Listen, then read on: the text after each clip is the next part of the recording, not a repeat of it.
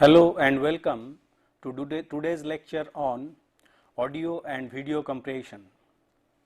In the last lecture, we have discussed in detail the bandwidth and SAS factors of different multimedia signals.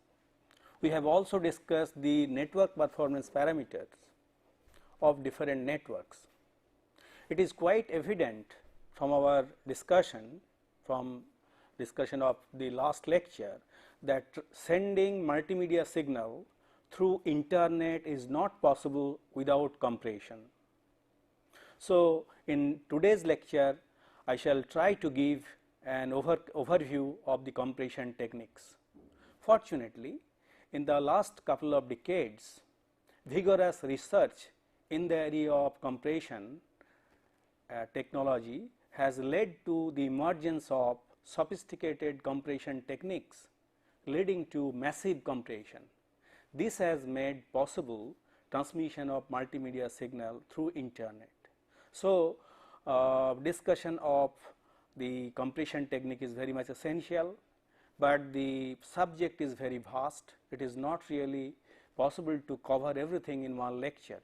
A full course of 40 lectures can be taken on compression techniques. So, in this lecture I shall essentially try to give an overview of audio and video compression.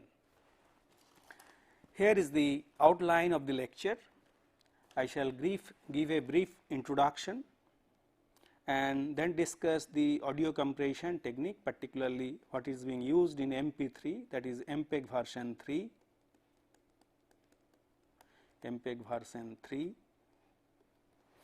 Then I shall discuss the video compression techniques. Essentially there are two approaches, JPEG and MPEG, and MPEG has different versions like MPEG 1, MPEG 2 and MPEG 4.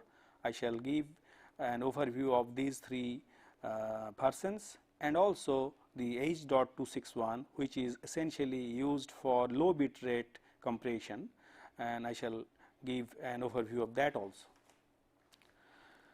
On completion, the student will be able to state the need for compression, why compression is needed and its benefits.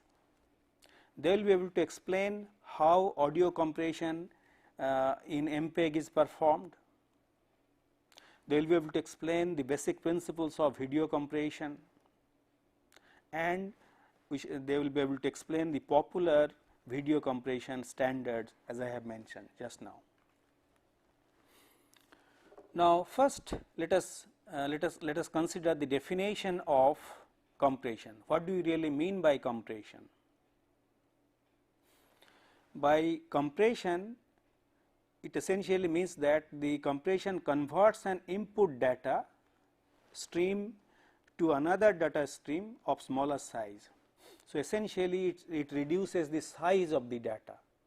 For example, here we apply the raw data to a device known as encoder. The device which performs the compression is known as encoder, and after this encoder performs the compression and the compressed data is sent through the network, and the compressed data is received at the other end by the decoder, which converts back the compressed data to uncompressed data. So, the need for compression is quite clear. First of all, it reduces the storage space. The amount of storage that you will require an uncompressed data is significantly larger than the compressed data. Similarly, it will require reduced bandwidth for transmission through a network. Because of lesser rate bandwidth of the converted signal, it will be possible to send through a network of smaller bandwidth or communication link of lower bandwidth. So, it will lead to lower communication cost. As you know, the higher the bandwidth of the link, more is the cost. So, lower bandwidth requirement reduces the cost of communication. Moreover, it leads to emergence of new applications. Some of the applications we shall discuss in the next lecture. And the compression approaches can be broadly divided into two types. First one is known as lossless compression. That means after compression the data is reduced in size, but it is done in such a way that at the other end the original data can be recovered. So, data in original form can be recovered without loss of any information. On the other hand, there are some techniques in fact which are more common, which are known as lossy compression. In such cases the uncompressed data may not be exactly same as the original raw data. The reason for that is our eyes and ears do not really recognize that differences. As a consequence, we can afford to lose some information. So, even the uncompressed data in the lossy compression gives you good quality reproduction, although some information is lost. So, these are the two basic approaches we shall consider, particularly the lossy compression techniques. First, I shall focus on audio compression. Audio compression techniques can be broadly divided into two types. One is known as predictive encoding, another is known as perceptual encoding. In predictive encoding, encode essentially the differences between the samples instead of the absolute sample values are encoded. And we have already discussed in detail that differential pulse code modulation or adaptive differential pulse code modulation, where the differences between sample values are sent instead of the absolute values, and this leads to a reduction of lower bit rates. So, this is essentially the basic idea behind predictive encoding. However, the amount of compression that you can achieve by using predictive encoding is not very high. That is why the perceptual encoding is more common. It will be surprised to know that it makes use of the flaws of our auditory system based on the study of how people perceive sound. So, it essentially exploits the flaws and limitation of our ears. We do not hear everything equally. So, how it is being done we shall discuss in detail. So, it is based on the science of understanding how people perceive sound, and it is based on that the encoding is performed. We shall discuss in detail how exactly it is being done. Let us see the hearing threshold of our ears of a normal person. As you can see, this is the frequency range 0 kilohertz to 16 kilohertz, and over this range, as you can see, 2 kilohertz to 4 kilohertz is the, our ear is most sensitive to this region, and attenuation increases as we go towards lower frequency as well as you go towards higher frequency. So, you see the our ear is very insensitive to high frequencies like say 14 kilohertz or 16 kilohertz or 20 kilohertz. However, the situation is different for dogs. Dogs can hear even ultrasound, so higher frequency signal. But for human being, as you can see, the higher frequencies are not really, our ear is not really sensitive to these higher frequencies, and this is how the it is expressed in decibel. So, you see 40 dB and this is 0 dB. So, our observation is ear sensitivity to sound is not uniform. So, it is not uniform, we do not hear everything equally, all the frequencies. So, audio samples that are below the threshold can be deleted. So, what is the point of sending signals with amplitude in this range of higher frequencies? In any case, the ear will not hear them.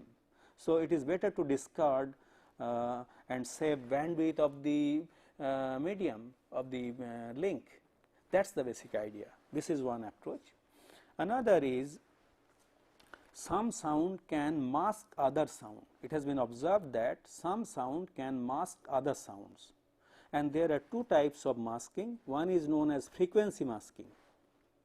It has been observed that a loud sound in a frequency range can partially or fully mask another sound in the nearby frequency range. So, for example, here it is shown, if there is a loud sound in this frequency, say 8 kilohertz, then how the threshold is increased is shown by this dotted line. So, you see, if there is sound with amplitude in this range, it will not be audible to the ear. So, you can see the threshold is being raised by the presence of a signal of a loud signal of a particular frequency. So, this is known as frequency masking. Another type of masking is possible, which is known as temporal masking. In temporal masking, a loud sound can numb our ears for a short duration even after the sound has stopped. So, if there is a loud sound at a particular time instant, then some sounds around that time will not be audible to the ear. For example, whenever a train passes in the nearby region by blowing the whistle, or a plane crosses overhead, then because of the large background sound we cannot talk to each other, or if we are taking a class, it is difficult to for the teacher to make it audible to the students. So, this we have observed in our day-to-day life, and we shall see how they can be exploited to achieve compression. Here, for example, the temporal masking is explained in detail. This occurs when a strong sound A, so there is a strong sound A has occurred at time instant, say 0, of a particular frequency is preceded or followed by a weaker sound B, say suppose this is B, at the same or nearby frequency. If the time interval between the two is short, B may not be audible. For example, this signal will not be audible because it has got it is within 10 millisecond, and it is about 32 dB.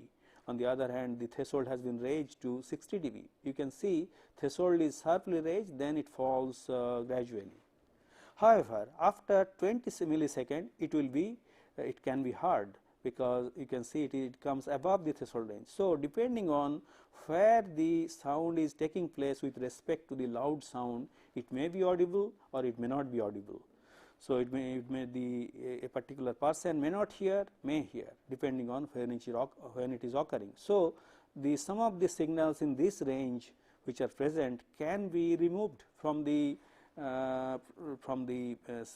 signal for transmission. This is how compression can be done.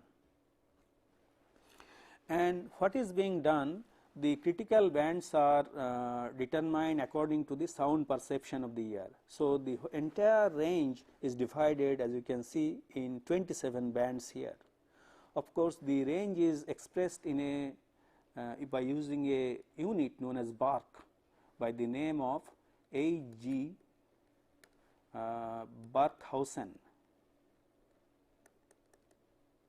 a German scientist, and in his name it is being expressed. So, for frequencies below 500 Hertz, it is 1 Bach is equal to f by 100. On the other hand, for frequencies above 500 Hertz, 1 Bach is equal to 9 plus 4 by 4 log f by 1000. So, you see at higher frequencies it is more, the frequency range is more in a particular band. So, you see in band 0 it is only 0 to 50 Hertz, in band 1 it is 50 to 95 Hertz. On the other hand, in band 10 it is 940 to 1125 Hertz, in band 19 it is 3840 to 4690. On the other hand, in band 26 15375 to 20.250 kilohertz. So, you see the range is much larger in higher bands than the lower bands, essentially because of the sensitivity of the ear is lower in higher frequency bands. This is how it is being divided. Now, let us see how MPEG-1 performs the audio compression based on the techniques that I have discussed. First of all, sampling is done at 32 kilohertz, 44.1 kilohertz or 48 kilohertz. Of course, the 44.1 kilohertz is very common for CD quality audio. Then the signal is converted from time domain to frequency domain using first Fourier transform. The resulting spectrum is divided in at most 32 frequency bands, each of which is processed separately. Processed separately means, as we have seen, each of the different frequency band are to be removed or reduced with a different way, or to be sent with different resolution. For example, frequency ranges that are to be completely masked are allocated 0 bits. Frequency ranges which are to be partially masked are allocated smaller number of bits. On the other hand, frequency ranges that are not to be masked are allocated larger number of bits. So, higher precision is allocated to frequency ranges to which our ear is more sensitive, and lower frequencies to less sensitive, and 0 bits which are not at all audible to the ear. Of course, in addition to that, in case of stereo, redundancy inherent in two highly overlapping audio sources are exploited. So, whenever we are recording stereophonic sound, two channels have lots of commonality or redundancy. So, that can be exploited further, and that redundancy is inherent in two overlapping audio sources are exploited for further compression. And by doing MPEG-1, the audio stream is adjustable from 32 kilobits per second to 448 kilobits per second, depending on the bandwidth of the source and different frequency components present in the signal. And as you can see, whenever it is uncompressed voice, 8 kilohertz sampling frequency and a resolution of 8 bits per sample gives you 64 kilobits per second.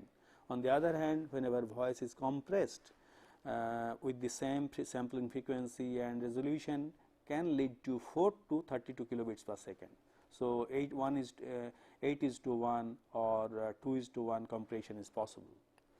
Then for CD quality audio, if it is uncompressed, as we know, because of two channels and sampling at sampling at 44.1 kilohertz with resolution of 16 bits per sample, it gives you 1.411 megabits per second, and whenever you compress it, it gives you 64 to 192 kilobits per second. So, you see the amount of compression that is possible for audio signal. Now, let us focus on video compression. Video is essentially a temporal combination of different frames, and each frame can be considered as an image. So, image means it can be considered as a still image, and which comprising spatial combination of pixels.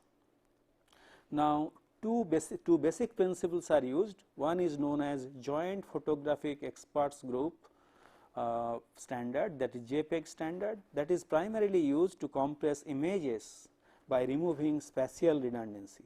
So, that exists in each frame. So, each frame is considered as a still picture, and spatial redundancy present in it is reduced with the help of JPEG. On the other hand, MPEG, which is Moving Picture Experts Group standard, is used to compress video by removing the temporal redundancy of a set of frames, because to adjacent frames may not be exact, maybe the differences between two adjacent frames can be very, very small.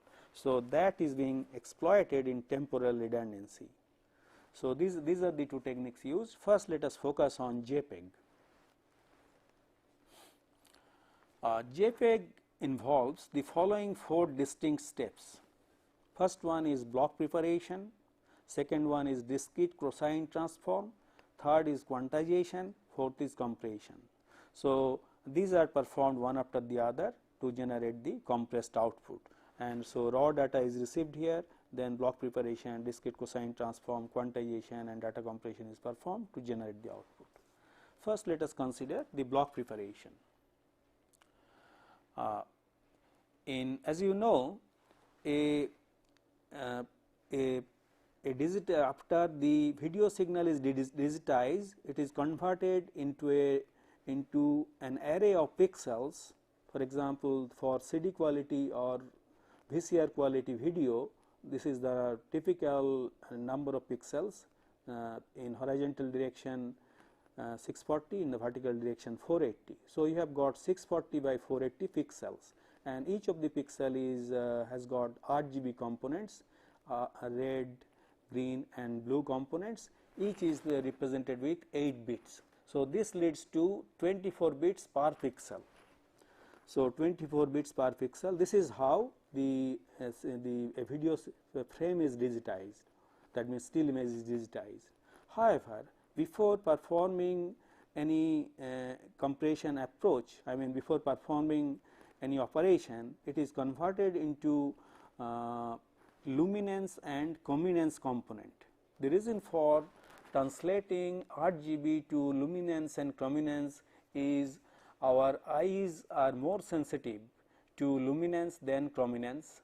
So, chrominance can be sent with lesser resolution.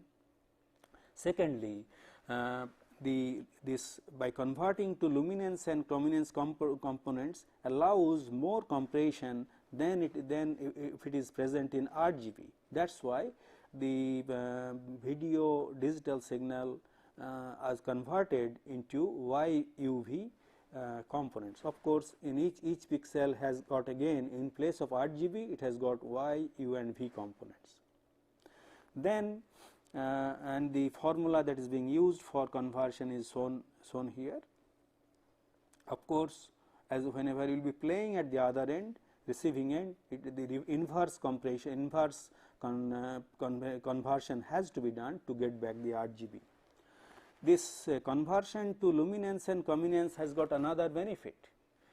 It makes it compatible with black and white technology. For example, if the luminance component is sent to a black and white receiver, we shall get that black and white picture corresponding to a color picture. Now, let us see how the block preparation is done. Each pixel is represented by YUV and it is divided into 8 by 8 pixels. In each block, it has got 8 by 8 pixel, and each block is processed separately so that the computation required for compression is minimized. That is the basic objective of this block preparation. So, the Y component, which one is very important and to which our eyes are more sensitive, as you can see, the number of pixels remains unaltered.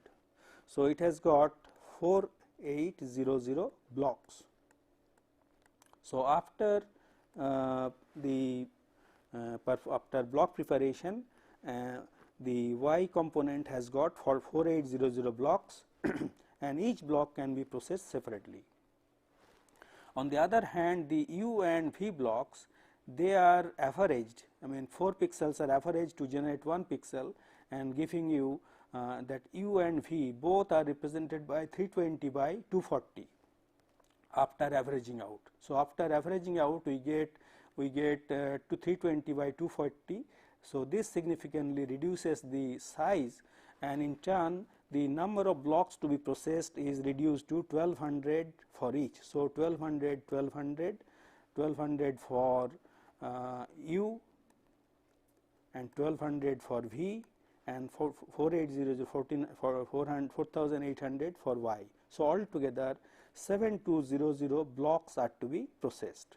Let us see what kind of processing is done for each, how each block is processed.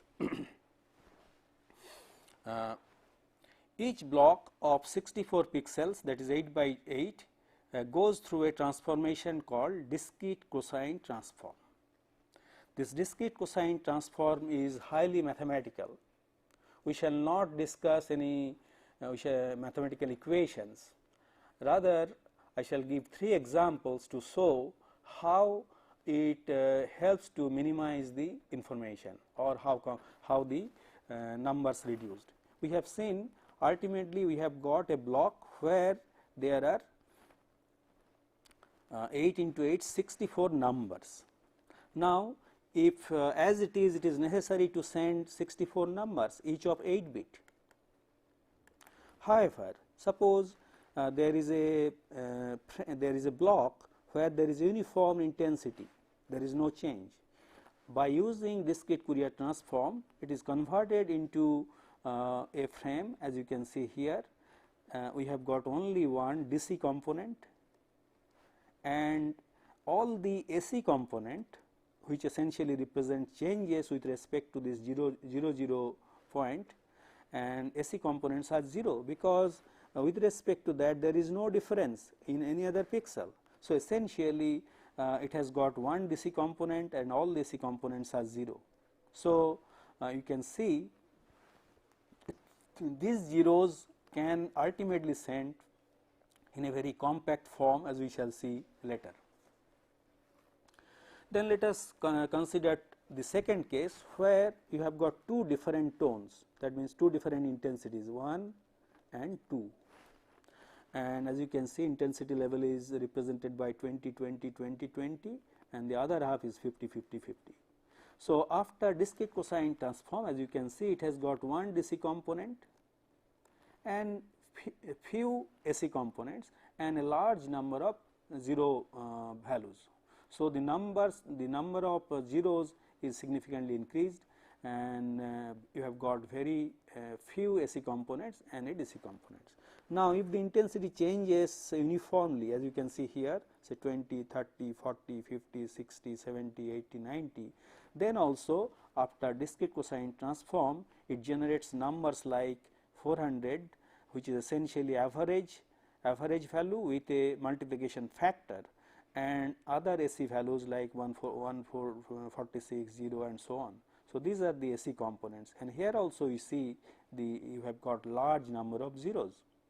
Of course, in real life picture you will not have a uniform tone or just 2 tones or a gradually increasing tone. It will be some variations. Of course, the number of AC components will be larger than this, but definitely it will have a large number of zeros.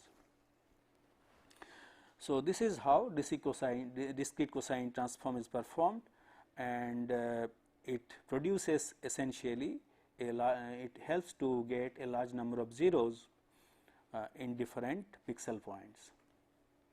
Now, another step is performed which is known as quantization, which further increases the number of zeros.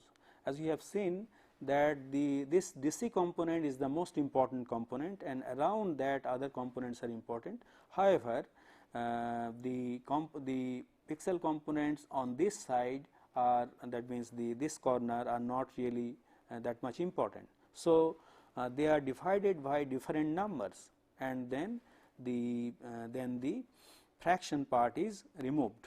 For example, these 4 pixel values, I mean those values are divided by 1, then this row and this column, these values are divided by 2, then this row and this column values are divided by 4, and in this way the last row and last column is divided by 64.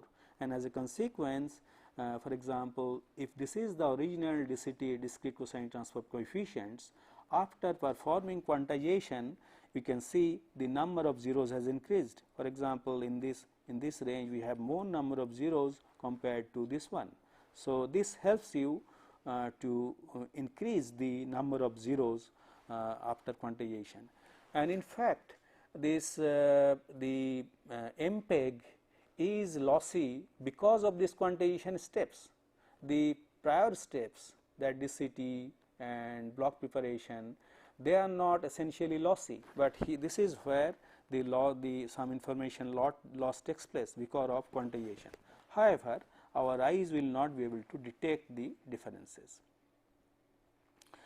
After this, after we have got the blocks, each block is scanned in this zigzag fashion, this one, this one, this one, then this one, this one, this one, in this way.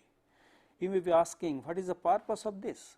The purpose is, if you scan in this manner, then the runs of zeros will be lesser than if you scan in this zigzag fashion. For example, if you scan in a horizontal manner, the number of zeros in consecutive locations will be 24 plus 7, that means 31. On the other hand, if you scan in this manner, zigzag manner, you can see from here all are zeros. So, you have got 38 zeros in a row, that is called runs of zeros. It essentially helps you to get more runs of zeros. Then these runs of zeros can be sent in a compact form as it is shown here. For example, this 26, here there are 26 zeros, and these 26 zeros can be sent by this part of the information. So, a block is now converted into fewer numbers, 2, 1, A, 0, 26, 3. So, you see, initially we had 64 numbers, now it has got converted into fewer numbers, and that can be transmitted to the other end, and where the decoding can be done to get back the original signal. So, this is the basic concept behind the JPEG. Now, let us see what is performed by MPEG. MPEG-1 was the first standard to be finalized for video compression, for interactive video on CDs, and for digital audio broadcasting. And with the help of MPEG-1, a VCR quality video having 640 by 480 pixels with 24 frames per second, 25 frames per second and 24 bits per pixel gives you 368.64 megabits per second in uncompressed form. This is in uncompressed form. And after performing MPEG-1 compression, it produces 1.5 megabits per second. So, you see there is a tremendous compression ratio, significant reduction in the size, and which can be sent through many networks, and this 368.64 is very difficult to send through many networks, cannot be sent. And this MPEG-1 is likely to dominate the encoding of CD-ROM based movies, because it gives you quite good quality performance. And another advantage is this 1.5 megabits per second can be transmitted over twisted pair for modest distances. For example, it can be transmitted through ADSL network quite efficiently. So, by using ADSL, using twisted pair of network, it can be sent over a distance of 18,000 feet or roughly 5 kilometer. So, because of this compression, it is possible to send MPEG video through ADSL. MPEG has three components: audio, video and system. How the audio compression is done, we have already discussed. So, audio signal is applied to the audio encoder, and which does the compression independent of the video compression, video encoder. So, video signal is applied to the video encoder, and audio signal is applied to the audio encoder after the sampling. Now, a clock is used which operates at 90 kilohertz to provide the information of time in the form of time stamp. So, this time stamping is performed, and these time stamped audio and video signals are multiplexed to generate MPEG-1 output, which goes all the way, which is propagated all the way to the receiver. So, this time stamping helps you to do the synchronization of the audio and video signal. As you have seen, one of the important SS factor is lip synchronization. One of the important requirement is lip synchronization. So, to facilitate lip synchronization, this kind of time stamping is necessary, and this time stamping is also necessary for streaming, as we shall see in the next lecture.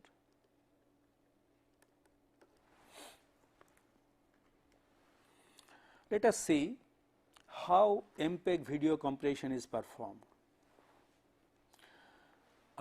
Encoding each frame separately with JPEG removes spatial redundancy. We have already seen how JPEG can be used to remove spatial redundancy, and this is used when, however, just JPEG encoded frames can be sent without further compression, and this can be done in situations where each frame is accessed separately randomly, such as when you are editing for video productions. And however, in such a case, after compression you will get 8 to 10 megabits per second compressed bandwidth, not very high compression. However, additional compression can be achieved by taking advantage of the fact that consecutive frames are often almost identical, that is temporal redundancy. For example, here two frames are shown here. This is frame 1 and let us say this is frame n. As you can see here, in this frame the background is identical, this house, this tree, these are all same, except the blocks in which this person is there and the blocks in which this person is here. So, in this region and this region, only in these two regions there are differences. So, if this frame is used to reconstruct this frame, only information of this block, in the block of this block and also of this block is sufficient to encode this frame, and also at the receiving end to regenerate this frame from this frame. So, this is the basic idea behind this MPEG. And to do that, MPEG output consists of 4 kinds of frames for motion compensation. Essentially, what you have to do, the difference between two frames are to be compensated, which is known as motion compensation. And this is done by sending 4 different types of frames. First one is I type of frame, and this I type of frames are which are essentially intra-code frames. These are self-contained JPEG encoded and which appears periodically. So, they are essentially JPEG encoded and contains all the information after JPEG encoding, and they can be decoded independently.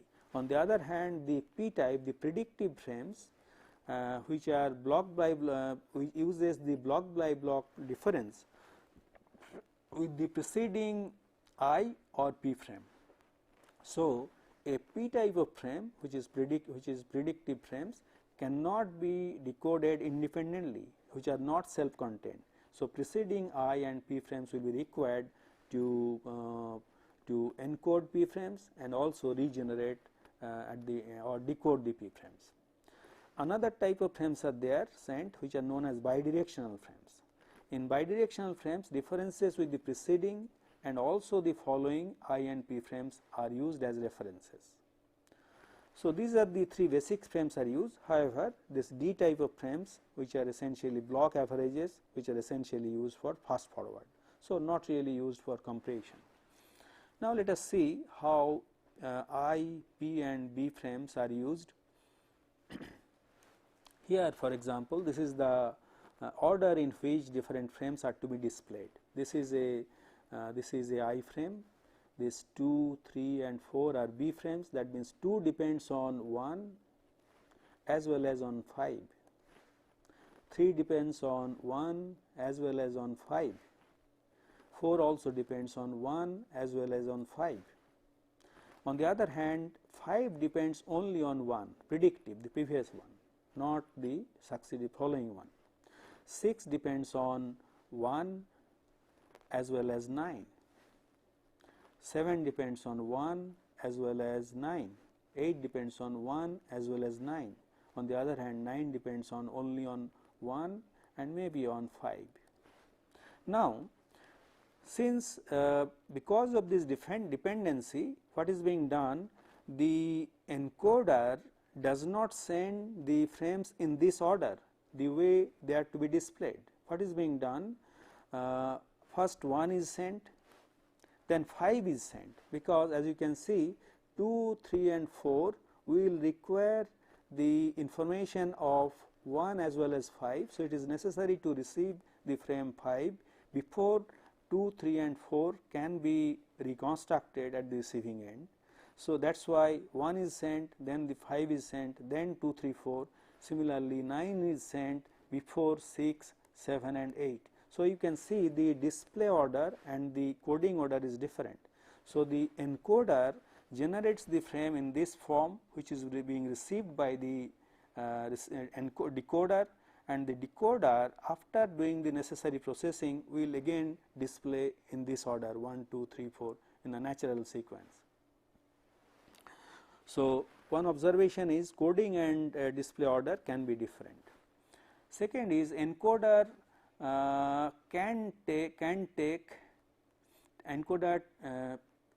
encoder takes minutes or hours to do the encoding of data, but decoder has to be fast.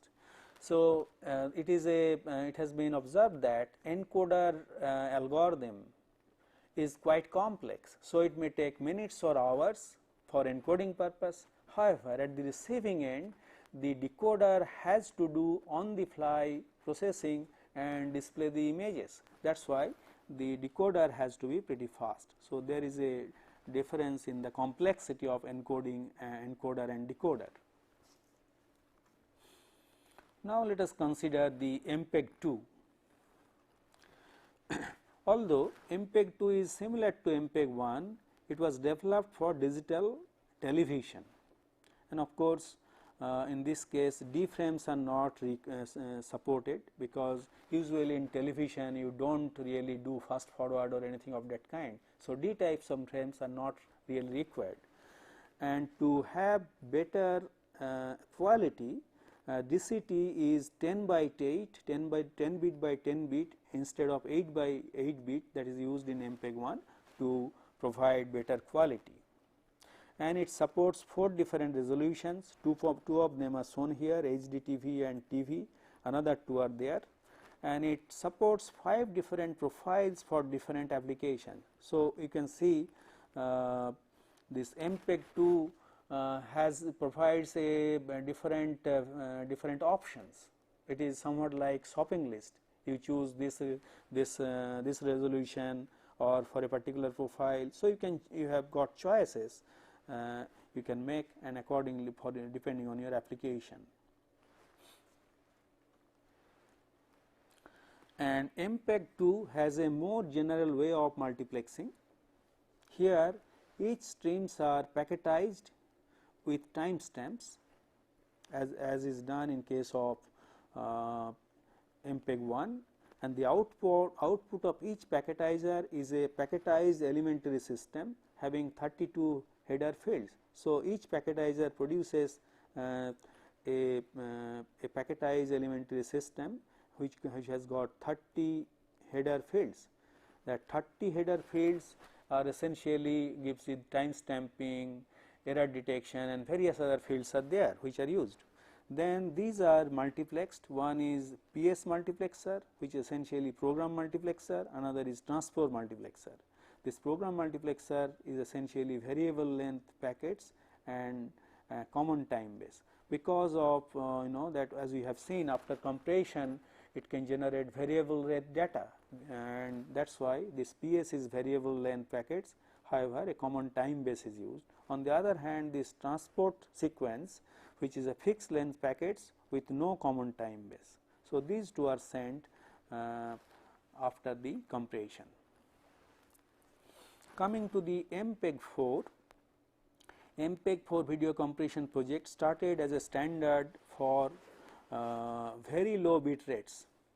So for use in portable applications like video phones. So to support very low bit rates, this MPEG-4 is being used, and this standard includes much more than just data compression. We have seen in MPEG-1 and MPEG-2 essentially the techniques are concerned with compression, but apart from compression, as you can see, MPEG-4 has got many important functionalities, and some of the important functionalities are mentioned here: content based multimedia access tools, content based manipulation and bitstream editing, hybrid natural and synthetic data coding, improved temporal random access, improved coding efficiency, coding of multiple concurrent data streams, robustness in error prone environment, and content based scalability. So, main feature, as you can see, it has got many facilities for content based processing. Nowadays, those who are watching say relay of cricket matches, you must have noticed sometimes whenever a batsman goes is out or a bowler receives a catch, that part can be replayed very quickly, and that is precisely because of this content based multimedia access tools. Or a commentator when he is commentating about some catch or misfielding or something like that, these situations can be very easily identified and accessed with the help of this kind of processing capability, and MPEG-4 allows that. Moreover, it allows some kind of data stream. So, multilingual transmission is also allowed with the help of MPEG-4. Now, let us focus on the last standard, that is your H.261. This H.261 was developed as a standard for digital telephony for ISDN services. As you have seen, in case of ISDN services, the rates are multiples of 64 kilobits per second, and that is why after compression it is essentially necessary to transmit at a rate lower than 64 kilobits or some multiple of it. So, H.261 limits the images to just two sizes. One is known as common intermediate format CIF or quarter intermediate format QCIF. So, using CIF, the frame size is 352 by 288 and each pixel is represented by 8 bit and there are 15 frames per second. So, that gives you 24.33 megabits per second without compression, and by using H.261 compression you get 112 kilobits per second. And in case of QCIF, still smaller frame size is used and the number of frames per second is also reduced from 15 to 10. Of course, the number of bits used for each pixel is 8, and the uncompressed signal has got 4.0 megabits per second, and after compression by using MPEG-4 you can also use H.261, it gives you less than 64 kilobits per second. So, you see this is primarily used for transmission through ISDN network. And another requirement of H.261 is the both encoder and decoder have to be fast because both operate in real time. So, in case of MPEG-1 or MPEG-2 or MPEG-4, we have seen that encoder can be very slow because it is very complex. On the other hand, decoder has to be fast, but in case of H.261, both encoder and decoder has to be very fast, because it is used for interactive video transmission, that is your, for example, video conferencing and other thing. And like MPEG, the compressed stream is organized in layers and macro blocks, and like MPEG, it uses 8 by 8 DCT and zigzag order, as you have seen, for the purpose of compression. And motion compensation is used when pictures are predicted from other pictures and motion vectors are coded as differences. So, and this part is very similar to MPEG. The way the motion compensation is done in MPEG, it is done in a similar manner in H.261. So, we have discussed different audio and video compression techniques in this lecture, and let us see the review questions. First question is, why do you need data compression? Second question is, distinguish between frequency masking and temporal masking. Third question is, compare the importance of luminance compared to chrominance in context of compression. Obviously, in the context of video compression. Fourth is distinguish between spatial and temporal redundancy. Fifth question is what is motion compensation? Now it is time to give you the answers of questions of lecture number 36. First question was, what do you mean by multimedia? As we know, multimedia stands for more than one media. So, by definition, multimedia means more than one media such as text, graphics, audio, video and animation. For example, while delivering this lecture, I have used text and also used graphics and animation. So, you can say I have used multimedia presentations and also audio video is being used. However, it is commonly referred to two or more continuous media such as audio and video played during some well defined time interval using user interaction. So, commonly this is how the multimedia is defined, although multimedia usually by meaning multimedia refers to more than one media such as text, graphics, audio, video and animation. Second question was, what is SAS, synchronization accuracy specification, and what role it plays in multimedia communication?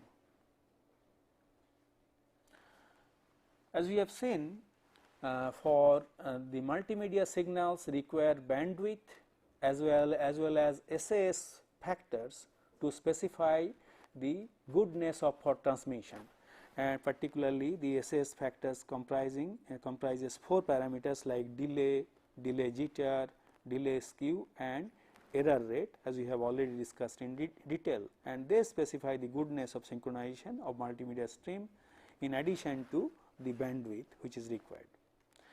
It ensures occurrence of events at the same time such as lip synchronization, and this synchronization accuracy specification ensures that all the multimedia signals take place in precise time instants in a synchronized manner. So, that is the role of SAS factors. Third question was, explain the function of NPPs in multimedia communication. So, for multimedia transmission, the requirement is specified by SAS factors and bandwidth. On the other hand, the network parameters or network performance is specified in terms of network performance parameters, and these two are to be compared, the network performance parameter and SAS factors as well as bandwidth requirement of an application. By comparing them, one can determine whether or not the network is capable of carrying multimedia traffic. So, this network performance parameter is very essential to decide whether a network is suitable for multimedia communication or not. So, that is why this is very important. Fourth question was, distinguish between BRI and PRI of ISDN. We have seen the ISDN uses two interfaces, two important interfaces. One is known as basic rate interface BRI, that specifies a digital pipe comprising two 64 kilobits per second B channels and one 16 kilobits per channel D second. So, this is of lower bandwidth and it is designed to meet the requirements of residential as well as small offices. On the other hand, the primary rate interface PRI specifies a digital pipe with 23 B channels, each of 64 kilobits per second, and one D channel that also is of 64 kilobits per second. So, obviously, with the help of this you can achieve much higher bandwidth and which can support multimedia transmission at video quality, and obviously a BRI interface cannot support multimedia transmission at video quality. And of course, whenever you have got PRI interface, apart from video quality transmission, multimedia transmission, you can use it of various other applications such as data communication.